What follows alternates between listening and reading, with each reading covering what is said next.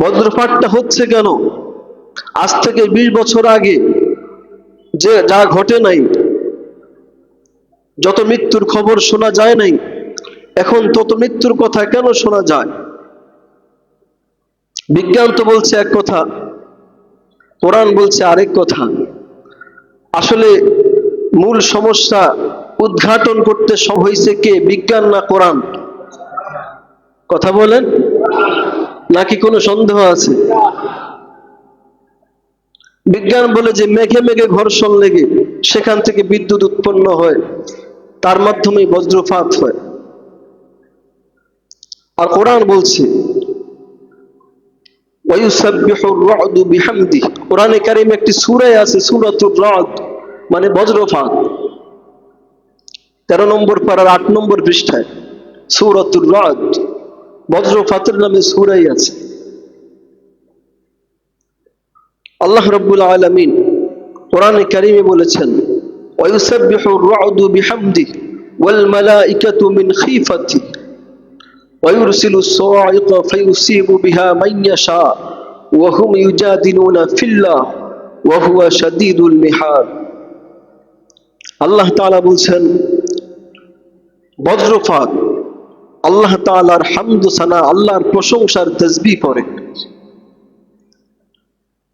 ওয়াল মালাইকাতু মিন খিফাতি, আর আল্লাহর তাসবিহ পড়ার যে আওয়াজ, সে আওয়াজ এত বিকট আওয়াজ হয়, সে আওয়াজে ফেরেশতারা পর্যন্ত ভয় পেয়ে যায়। ওয়ায়ুরসিলুস সাওয়া'iqa ফায়ুসিবু বিহা মান ইয়াশা, আর সে বিকট আওয়াজ থেকে আল্লাহ রাব্বুল আলামিন বজ্রপাত তৈরি করেন। ফায়ুসিবু বিহা মান ইয়াশা, যাকে চান তার উপর আল্লাহ তাআলা সেটাকে ফেলেন, সেটাকে পৌঁছান তার উপরে যাকে আল্লাহ তাআলা চান।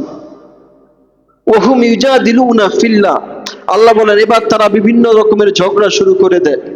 কেউ কয় বাহিরে কেন গেছে, কেউ কয় সতর্কতা অবলম্বন কেন করে নাই, বিভিন্ন জন বিভিন্ন কথা বলে। আল্লাহ বলেন ওয়া হুয়া শাদীদুল মিহাল, আল্লাহ তাআলা হচ্ছেন কঠিন পরিকল্পনাকারী।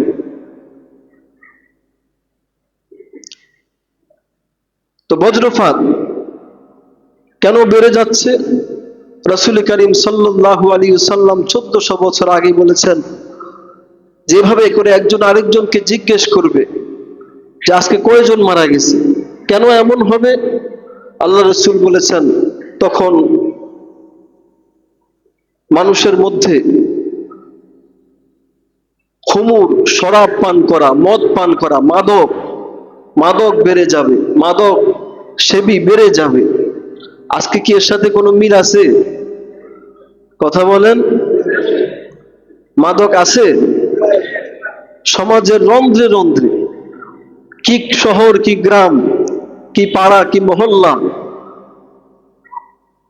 কি শিক্ষা প্রতিষ্ঠান, কি কর্মসংস্থান, সর্ব জায়গায় মাদকের ছড়াছড়ি। আগে একটা সময় আমরা যখন ছোট ছিলাম, তখন একটা থানার মধ্যে একজন মদ পান করত, তারে সবাই চিনত, ঠিক না? অমুক মদ খায়, এটা সবাই জানতো।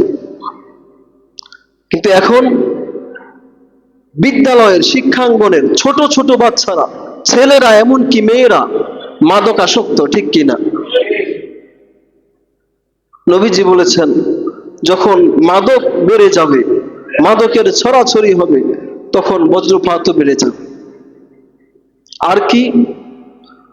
ওয়াজহারাতিল কাইনাত ওয়াল মাজামির, যখন গান বাদ্য বাজনা বেড়ে যাবে, তখন বজ্রপাত বেড়ে যাবে। গান বাদ্য বাজনার অবস্থা কি? আজকে তো এটাকে সর্বজনীন রূপ দেওয়ার চেষ্টা চলছে, ঠিক কিনা? স্কুলে, শিক্ষাঙ্গনে এটার জন্য আলাদা ক্লাস করার, আলাদা শিক্ষক নিয়োগ দেওয়ার প্রস্তাব চলছে। এই পর্যায়ে পৌঁছে গেছে।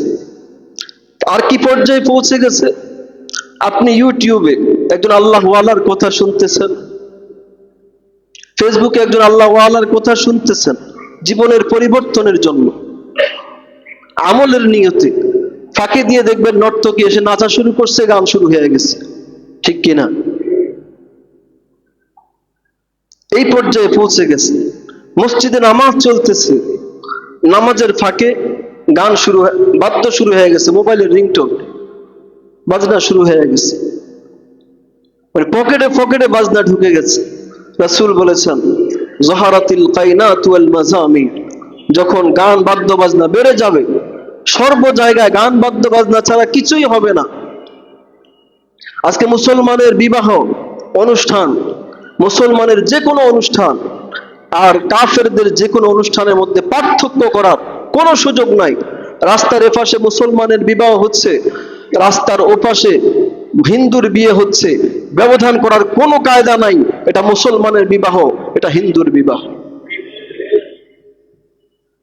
এটা মুসলমানের অনুষ্ঠান, এটা কাফেরের অনুষ্ঠান, ব্যবধান করার কোনো কায়দা নাই।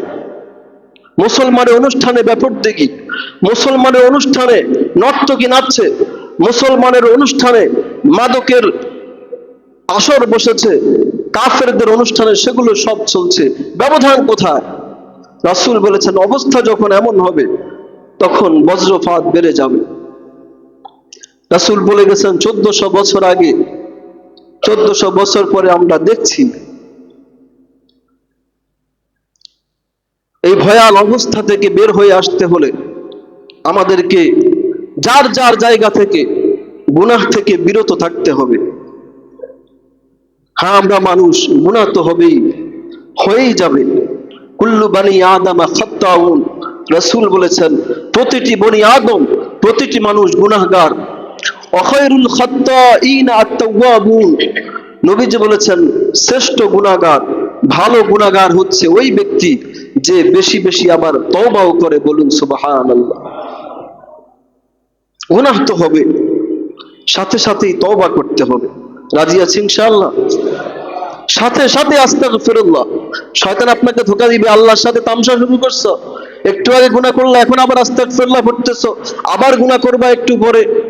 আপনি শয়তানের কথায় কান দিবেন না। আমার কাজ গুনাহ করার পরে তওবা করা, আমি করতেছি, একটু পরে হবে কি হবে না সেটা আমি জানি না, আবার যদি হয় আবার আল্লাহর কাছে তওবা করব, ঠিক কিনা? এভাবে যদি আমরা করতে পারি, দিনে কমপক্ষে 100 বার যদি আস্তাগফিরুল্লাহ ওয়া আতুবু ইলাইহি, আস্তাগফিরুল্লাহ ওয়া আতুবু ইলাইহি, আস্তাগফিরুল্লাহ ওয়া আতুবু ইলাইহি, দিন যদি 100 বার করতে পারি, এই বান্দার সারা দিনের সকল গুনাহ আল্লাহ তাআলা মাফ করে দিবেন।